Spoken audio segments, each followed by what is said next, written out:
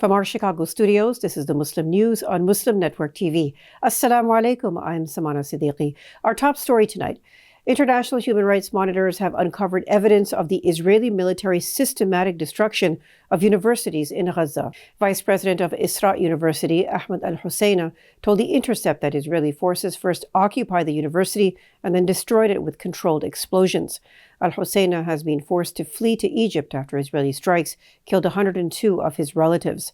Videos depict Israeli soldiers celebrating the destruction of Isra University, taking pride in the violence, saying there will be no more future engineers in Gaza. Al-Husseina says he mourns the loss of irreplaceable archives and artifacts, along with significant cultural and archaeological sites, with the university's destruction. Israel's strict control over academic life, including travel restrictions and permissions, had already worsened the plight of professors. Al-Husseina highlights Israel's deliberate targeting of academics, paralleling attacks on journalists aimed at stifling opposition to the Israeli occupation. Israeli attacks on the city of Rafah in southern Gaza have killed more than 100 people.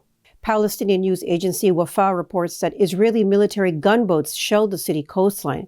According to a correspondence with Anadolu news agency, the airstrikes destroyed Al-Huda Mosque in the Yibna camp and Ar-Rahma Mosque in the Shabura camp, as well as 14 residential houses in several areas across the city.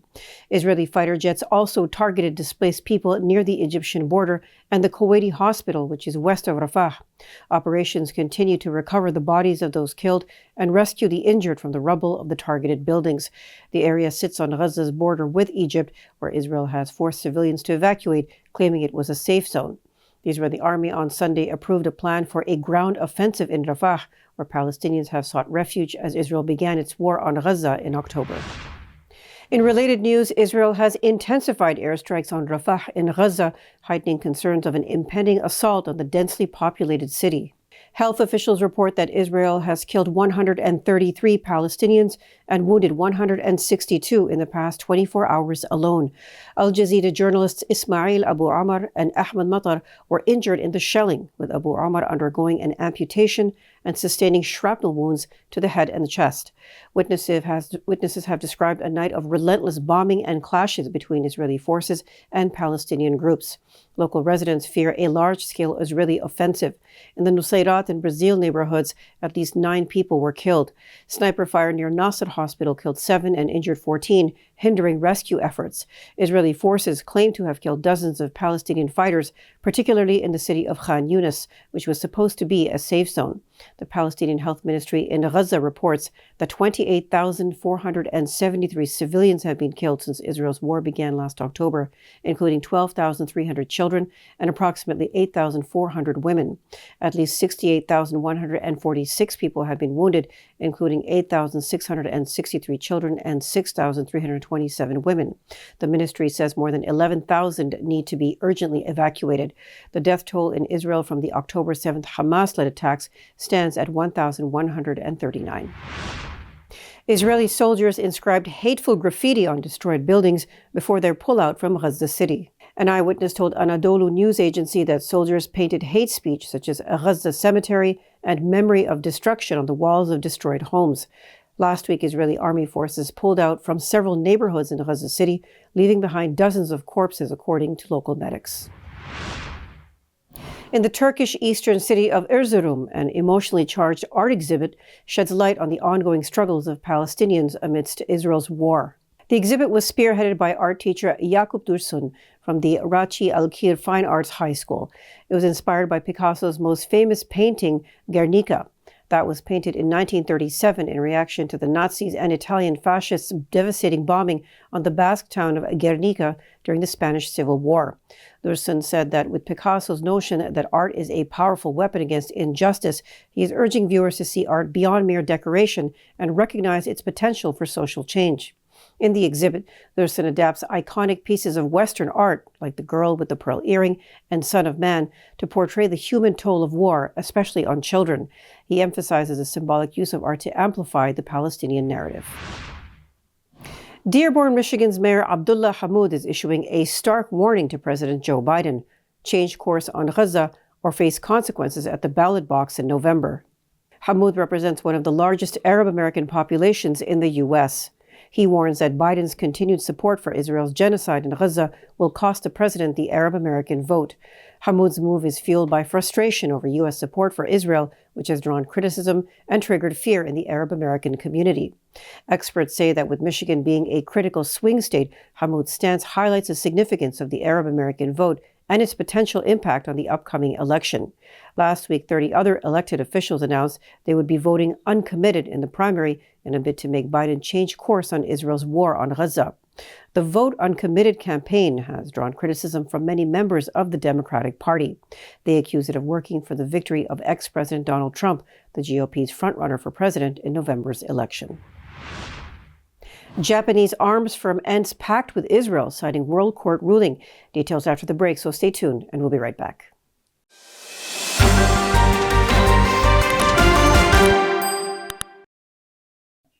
Welcome back.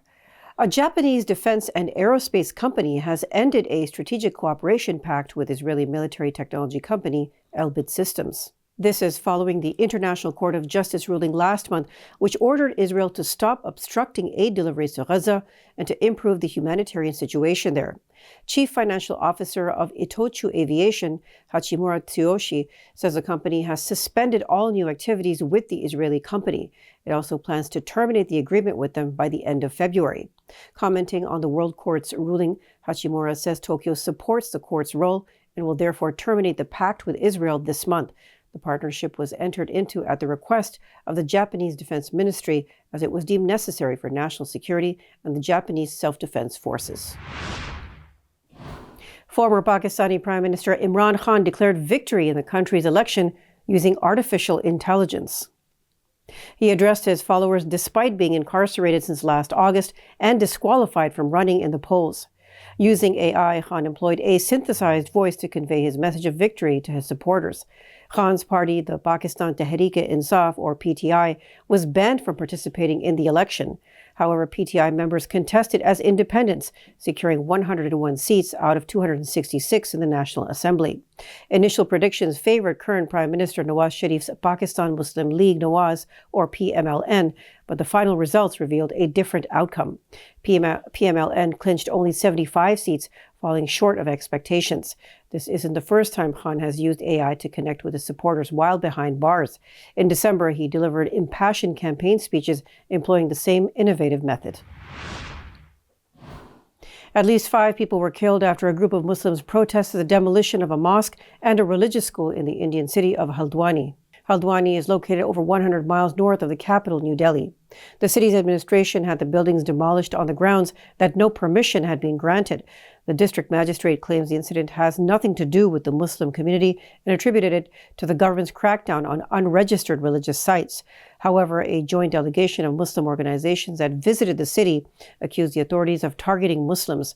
Representatives of Jamiat Ulama-e-Hind and Jamaat-e-Islami Hind expressed concern over the issuance of firing orders without following proper protocol. The delegation strongly opposed mass arrests of innocent people, as well as the intimidation of women and children in Muslim neighborhoods. The uncle of the woman whose death launched mass protests in Iran almost 2 years ago has been sentenced to over 5 years in prison. Safa Aeli is the uncle of Mahsa Amini, who died in Iranian police custody. Aeli has been sentenced for criticizing the regime on the eve of the first death anniversary of his niece.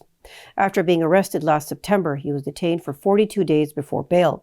Charges against him include participation in gathering against security and propaganda against the system. His heaviest sentence is for conspiracy. That involves 3 years and 6 months in prison, with 1/3 suspended conditional to his behavior. Aili's niece Mahsa Amini died in Tehran in September 2022. This was after she was arrested for allegedly not wearing the hijab in accordance with government standards. The public outcry over Amini's death remains a significant challenge to Iran's government. Aili's case underscores the tensions between the government and families of protest victims. Security forces reportedly intensified pressure on families to prevent commemoration events. They have also cracked down on sympathizers, leading to hundreds killed and thousands detained nationwide. In a groundbreaking discovery shedding light on early human history, scientists have uncovered 100,000-year-old footprints in Morocco. Believed to be left by a group of adults and children walking along a rocky shoreline, these well-preserved prints offer invaluable insights.